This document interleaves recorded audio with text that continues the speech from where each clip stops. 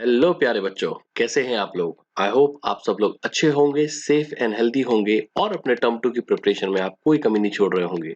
बच्चों, 2021 जुलाई में जब सीबीएसई ने ये नया पैटर्न इंट्रोड्यूस किया था आपके एग्जामिनेशन कंडक्ट कराने का, मतलब टर्म वन टर्म टू, तब से लेकर आज तक ना टीचर्स को और ना स्टूडेंट्स को ये बात समझ में आई कि उन्होंने टर्म वन और टर्म टू के फॉर्मेट्स के अलग अलग क्यों स्टाइल बना रखे हैं। भाई आपको मालूम है, टर्म वन में उन्होंने बोला कि आपका 50% सिलेबस आएगा और वो जो एग्जामिनेशन है वो आपका प्योर एमसीक्यू पैटर्न पर बेस्ड होगा। ओके। और टर्म टू में बोला कि भाई आपका 50% जो रिमेनिंग सिलेबस है वो आएगा और इस बार आपको जो पेपर है वो सब्जेक्टिव देना पड़ेंगे। भाई क्या चक्कर है ये, कभी आप एमसीक्यू करवा रहे हो, कभी आप सब्जेक्टिव करवा रहे हो।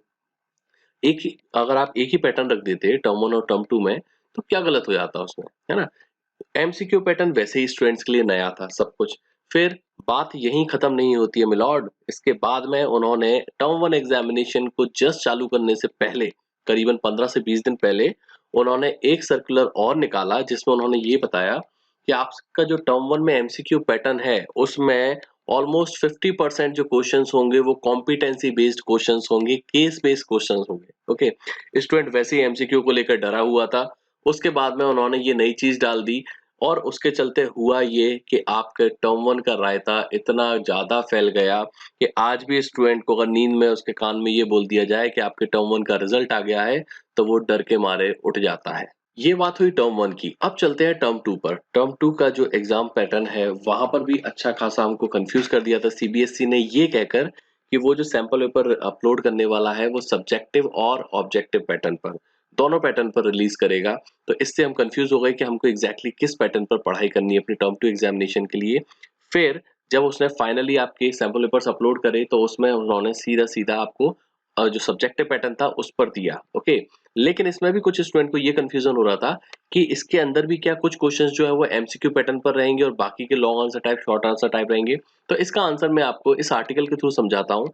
इस आर्टिकल में क्लियरली दिखाया गया है कि जो सेकंड टर्म का क्वेश्चन पेपर है या जो क्वेश्चन पैटर्न है वो किस तरीके का होने वाला है। देखिए, आपको मालूम है कि अभी सीबीएसई ने कुछ दिन पहले आपके सैंपल पेपर जो है टर्म टू के ऑफिशियली वहां पे रिलीज कर दिए थे। उसमें जो पैटर्न है, ओके, उसमें आपने अगर देखा हो, क्लोजली वॉच किया हो, तो वहां पर आपके शॉर्ट आंसर टाइप क्वेश्चंस थे, लॉन्ग आंसर टाइप क्वेश्चंस थे और कुछ केस बेस्ड क्वेश्चंस थे।